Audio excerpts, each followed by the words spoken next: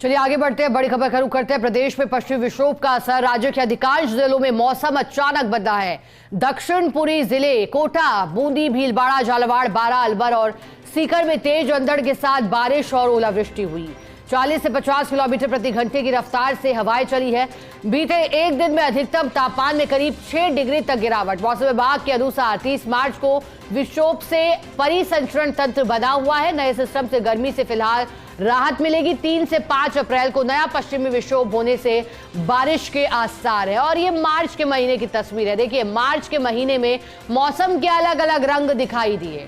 कभी सर्दी तो कभी गर्मी का एहसास हुआ। पश्चिमी विक्षोभ का लगातार एक के बाद एक एक्टिव होना, जिसके चलते अब बारिश और ओलावृष्टि की गतिविधियां भी बढ़ी है, खासतौर पर जोधपुर, बीकानेर संभाग के लिए।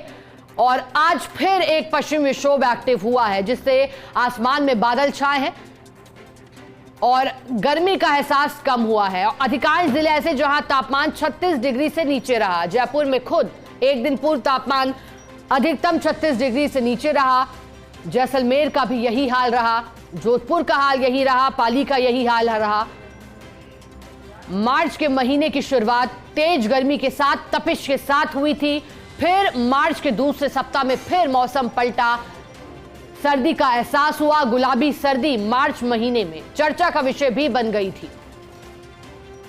हालांकि मौसमी बीमारियां भी कभी सर्दी तो कभी गर्मी के चलते अब बढ़ने लगी हैं। अस्पतालों में मौसमी बीमारी के मरीजों की संख्या में इजाफा है। कोल्ड कफ की शिकायत लोगों को हो रही है। लेकिन अब असर से अलवर और सीकर में तेज अंधड़ के साथ बारिश और ओलावृष्टि हुई है। सहयोगी और सीनियर रिपोर्टर जियाउद्दीन हमारे साथ जुड़ गए हैं। अब जिया, एक बार फिर पश्चिमी विक्षोभ के असर से मौसम बदला है।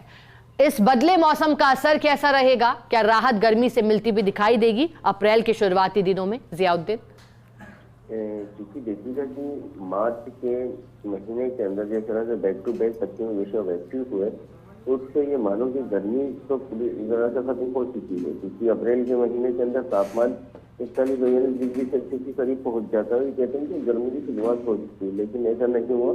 अप्रैल के महीने के अंदर बैक टू बैक 2 पश्चिमी विक्षोभ एक्टिव होंगे शुरुआती हफ्तों के अंदर। क्योंकि अब तक की जो पश्चिमी विक्षोभ से जो बारिश हुई, उसके अंदर गर्मी से राहत तो मिली, लेकिन ये बारिश आफत भी लेकर आई, खासतौर से उन किसानों के लिए जिनकी फसलें बर्बाद हो गई, जिनके धान खराब हो गए, जहाँ पे ओलावृष्टि हुई।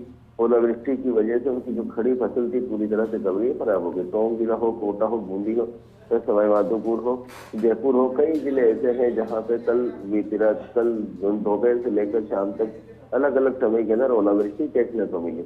ऐसे के अंदर आज ही मौसम विभाग की ओर से येलो अलर्ट जारी किया गया है।